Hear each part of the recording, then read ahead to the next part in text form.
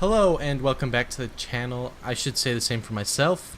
We just came back from our second anniversary trip, and it turns out some exciting things happened last week with the Battlefield 5 reveal and with the Han Solo movie coming out.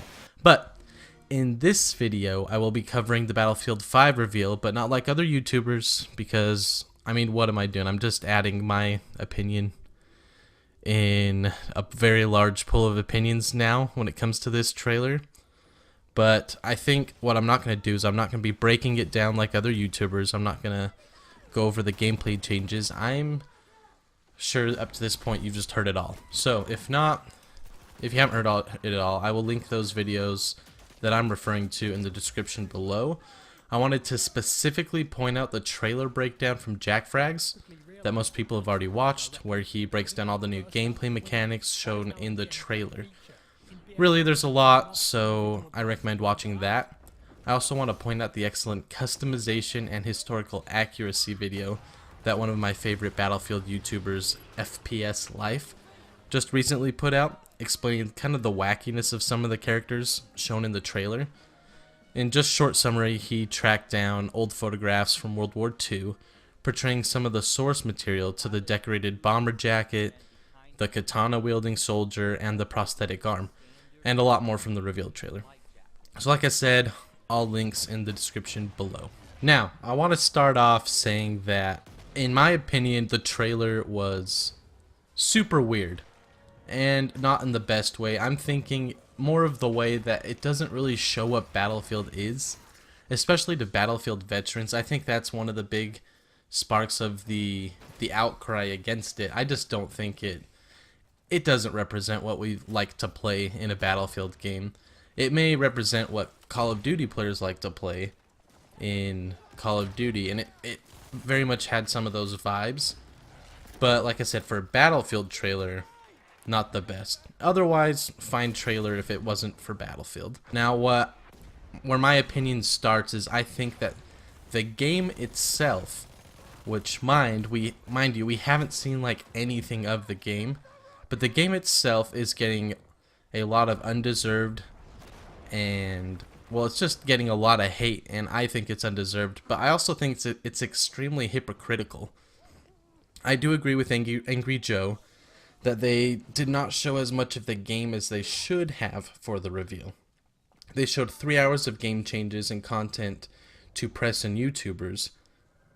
We should have seen that, because what they shared is extremely exciting, and I can't wait to play it. But what I find funny is that a lot of people hating on this game are singling out the historical inaccuracies like it's a make or break, and using phrases like, and I'm going to quote these, but these are actual phrases that I have read.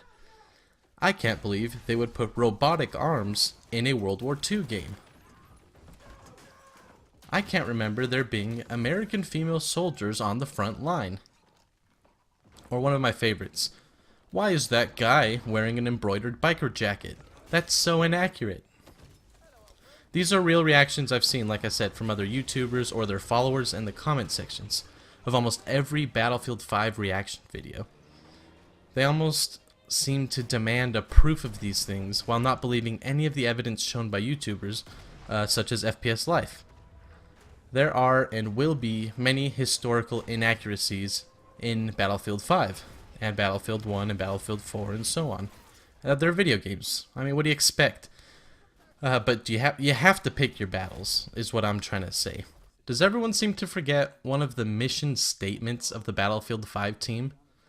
Lars, the senior producer and crew, said multiple times during the reveal that this game will focus on the untold stories and characters of World War II, starting with the fall of Europe.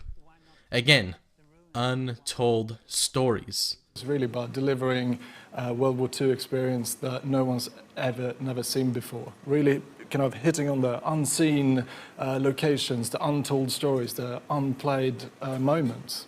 With new characters to meet and untold stories to discover. It's really about those human and untold stories of the war. Why do you think that you're seeing things you don't recognize in World War II? Could it be because we might be seeing things from untold stories? I want to go back again to the people who are mad about these historical inaccuracies and I will just explain the reactionary and irresponsible statements made earlier. I can't believe they would put a robotic arm in a World War II game. They didn't. That's a prosthetic arm used during World War II because it was plastic and cheap to produce. Why is that guy wearing an embroidered biker jacket? That's so inaccurate. It isn't. That's an aircrew jacket that was decorated and worn during the war. They ask without researching, but accept that we painted shark teeth on our bombers and fighter planes during World War II. Do you see where I say that these are irresponsible comments? I think the trailer is just a show of what kind of customization we will see. That's why it's so weird. That's why it's so wacky. Now, it's completely fine to dislike the game as it's been shown. It's completely fine to dislike the customization as it's been shown. And it's also fine to comment on what you dislike about the game as it's been shown. I will keep on saying as it is shown because we haven't gotten to see nearly anything of the game. But when you comment, take responsibility of your words and research what you have questions about before being reactionary and historically inaccurate yourself. That's only advice to protect yourself from becoming what you seem to hate so much. Now here's my only criticism of the reveal. The trailer showed me things that were historically inaccurate, and I hate it.